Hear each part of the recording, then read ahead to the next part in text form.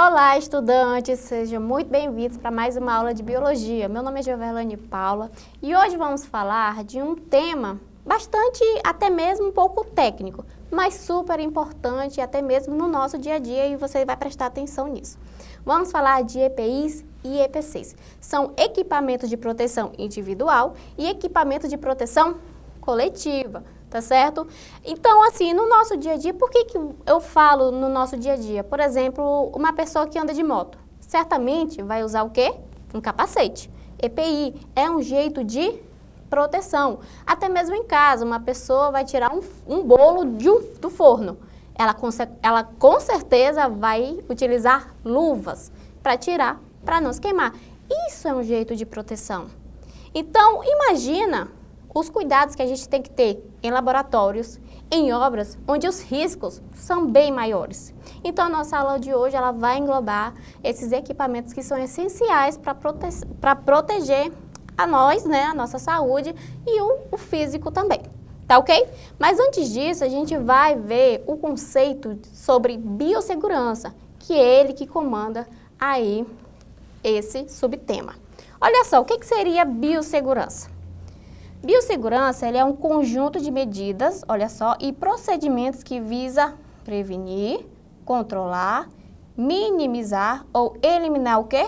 Riscos inerentes às atividades que possam comprometer a quê? A nossa saúde, tá certo? A saúde humana, animal, vegetal e até mesmo o meio ambiente. Então, era super importante a biossegurança estar atuando aí, tá ok?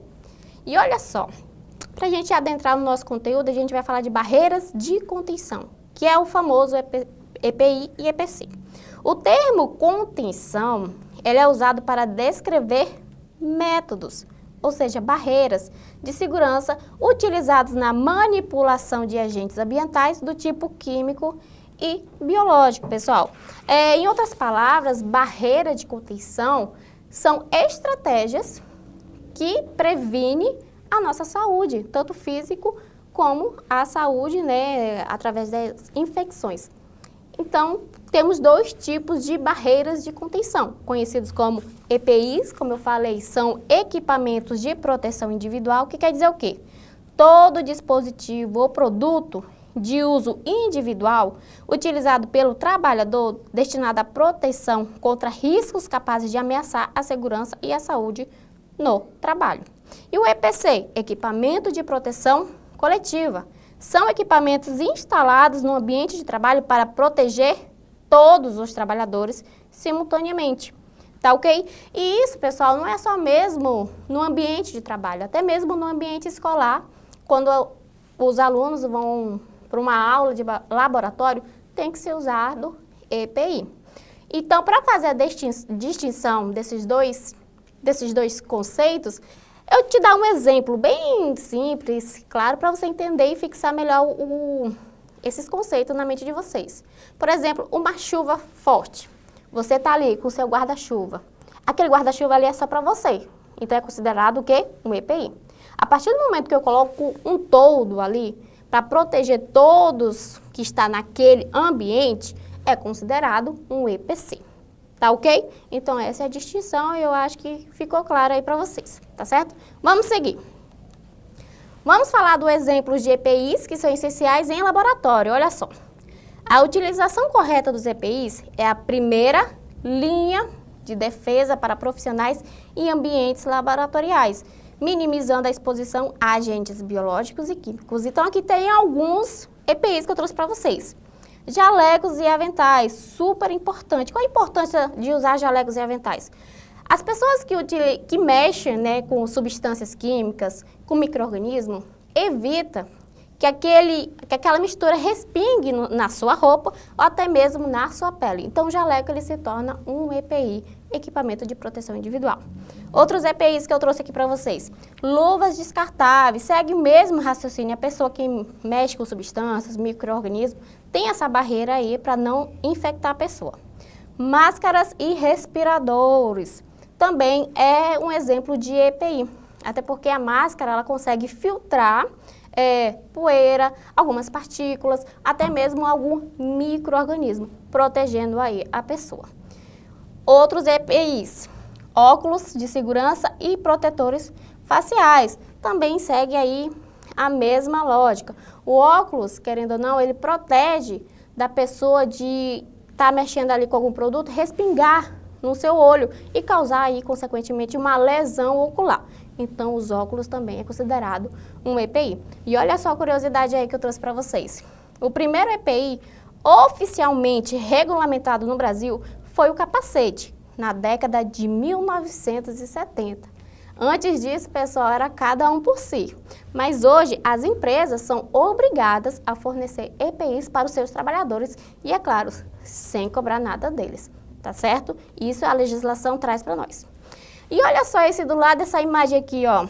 Certificado de aprovação, CA. O que seria isso aqui? Esse certificado de aprovação, pessoal, ele funciona como um selo de garantia. Ele vai, ele fala que aquele EPI está seguro, a pessoa pode usar com segurança. A partir do momento que o EPI não tem esse certificado de aprovação, esse selo de garantia, em momento nenhum ele pode ser comercializado e muito menos ser usado. Então, a pessoa que está utilizando o EPI, presta atenção se tem esse selo de certificado, tá bom? O CA, tá? Seguindo aqui, pessoal, vamos falar agora de exemplos de EPCs que são cruciais. Os EPCs são fundamentais para a proteção coletiva, isso você entendeu. Criando um ambiente de trabalho mais seguro para todos ao controlar o risco na fonte. Trouxe aqui alguns exemplos para vocês. Temos as cabines de segurança biológica, tá ok? Temos outros exemplos aí também, como extintores de incêndio, chuveiro de emergência, temos aí a mangueira, né, para apagar o fogo, temos aí uma caixa que é o descarte correto de agulhas infectadas, que são utilizadas, na verdade, em pessoas para tirar sangue. E olha só essa curiosidade, o EPC ele é obrigatório antes mesmo do EPI. A lei prioriza eliminar ou reduzir o risco na fonte. Então, se alguém te perguntar entre o EPI e o EPC, qual é a primeira opção que você escolhe? É o EPC. Quem traz isso é a legislação brasileira. Por quê? Porque o EPC ele pode, sim, né, agir diretamente na fonte, proteger todos em vez do EPI proteger uma pessoa por vez. Tá ok? Continuando aqui, falando da diferença essencial, que a gente já falou, né? O EPC é coletivo, age na origem do risco. O EPI é individual, age na consequência, caso o risco ocorra. É claro que os dois são super importantes, um não vai eliminar o outro, pelo contrário, um completa o outro, tá ok? Então tem aí alguns exemplos, botas, luvas, capacetes, fitas aí, cones, são tudo exemplos de equipamentos de proteção individual e coletiva, tá? E olha só, o que a norma brasileira fala desses equipamentos. A legislação brasileira, ela é clara quanto à obrigatoriedade e o uso adequado dos equipamentos de proteção, visando o quê? A segurança e saúde do trabalhador. A norma conhecida que vai comandar isso aí é a NR6, Equipamento de Proteção Individual. Ela regulamenta o uso, fornecimento, manutenção e fiscalização do EPI. Ou seja, ela obriga a empresa a fornecer os EPIs para o trabalhador, mas ela também fiscaliza se o trabalhador está usando ou não. Se os dois descumprirem a regra, a empresa pode ser multada, uma multa bem pesada, e o trabalhador pode ser afastado por não estar obedecendo às orientações recomendadas, tá ok? E isso aqui é lei, pessoal, tem que seguir, tá? E olha só a legislação específica. Além da NR6, outras normas e resoluções, como a Anvisa também atua nesse aspecto. Então, o cumprimento dessas normas é crucial para evitar o quê? Acidentes e garantir a conformidade legal da pessoa, tá certo? Então, a norma brasileira traz esses equipamentos, né, individual e coletiva para as pessoas. Quais são as boas práticas para o uso correto dos EPIs e EPCs? A eficácia, dos equipamentos de proteção depende de uma cultura de segurança bem estabelecida e da adesão contínua de boas práticas. Não adianta a empresa fornecer os equipamentos, dar toda uma orientação, se o empregado no final não tem as boas práticas, não usa, tá certo? Por exemplo, a empresa deu óculos, orientou como é que se usa, em que momento se usa, ele tem o óculos ali, mas deixa na bancada. Então tem que ter as boas práticas também. Olha só, tem que ter o treinamento contínuo, expensão e manutenção, disponibilidade e qualidade e a cultura de biossegurança, tá certo? Então é uma junção de um conjunto aí que vai visar a segurança da pessoa e da saúde, tá ok? Olha só os casos reais que aconteceram. Esse aqui foi em São Paulo em 2018. Um estudante sofreu queimaduras graves no braço ao manusear solventes inflamáveis próximo à chama aberta, sem o uso de quê? Jaleco, olha aí, ó, de algodão e sem protetor de anteparo. Mau uso aí, né, ou então a falta do uso de um EPI. Acabou ocasionando um acidente no laboratório. Outro exemplo, pessoal. Isso foi no Rio de Janeiro, em 2016. O pesquisador contraiu uma infecção por brucela ao manipular amostras sem cabine de segurança biológica e sem máscara adequada. Outro caso, na Universidade Federal de Minas Gerais, em 2014. Vazamento de amônia em laboratório de análises química provocou intoxicação de 3 funcionários. EP6 de ventilação estavam o quê? Desligados. Olha só a situação. E o outro caso é um caso internacional, aconteceu nos Estados Unidos em 2008.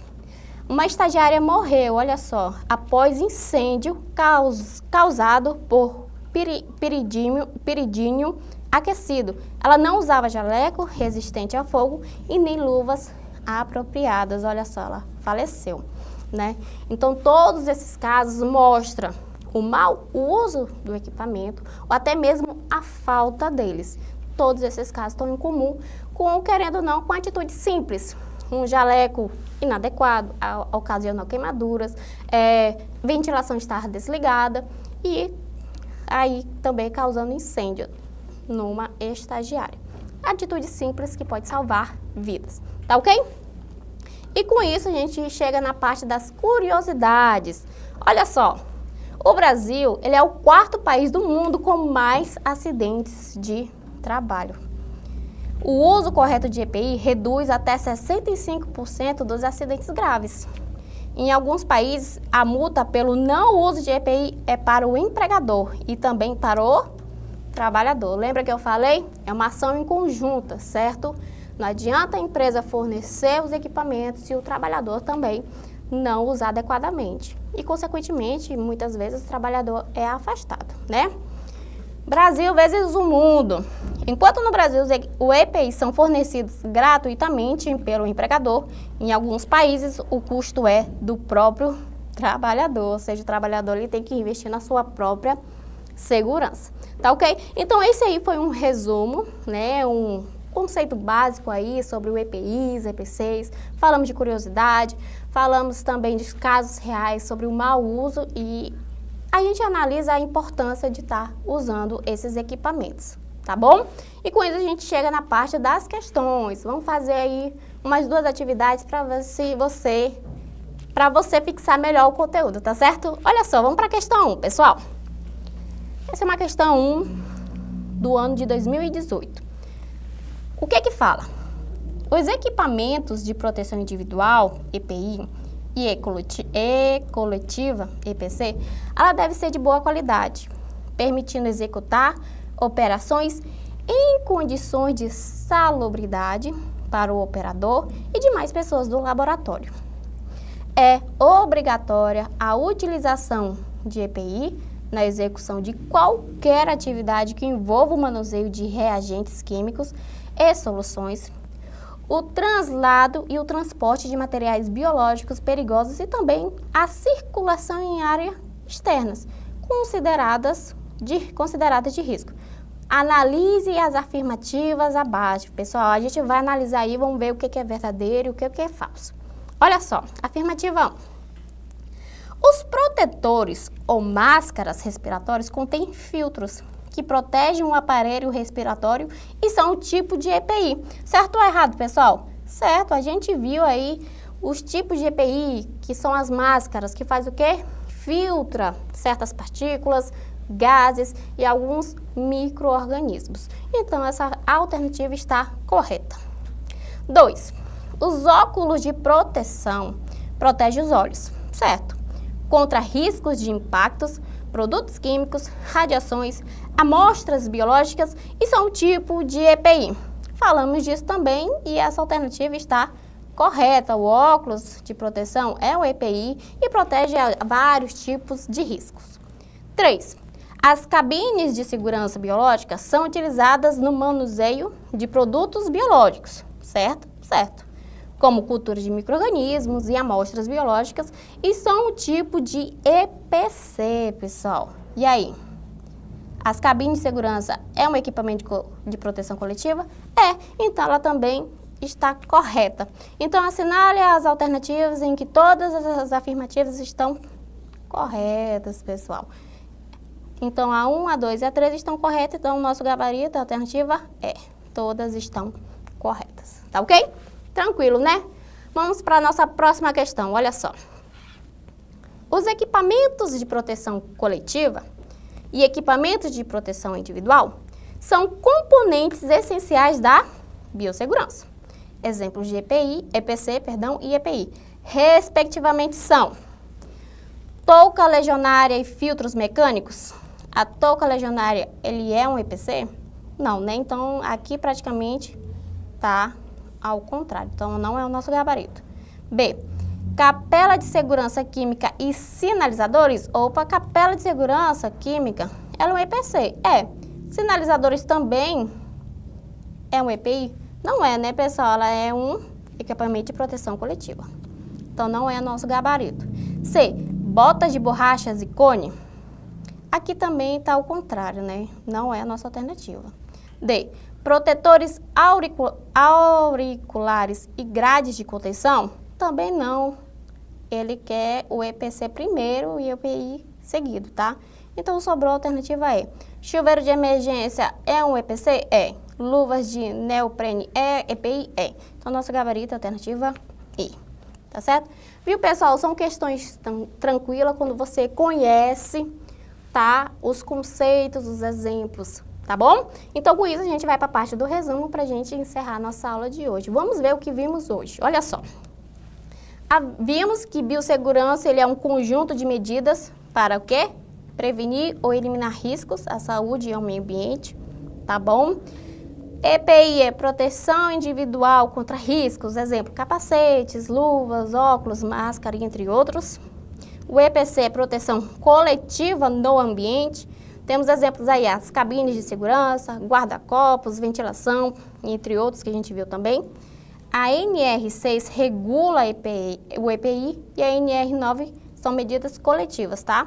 Priorizando o EPC sempre que possível. Falamos de boas práticas, que vem o treinamento, inspeção, manutenção e cultura de segurança. Temos que adotar esses hábitos.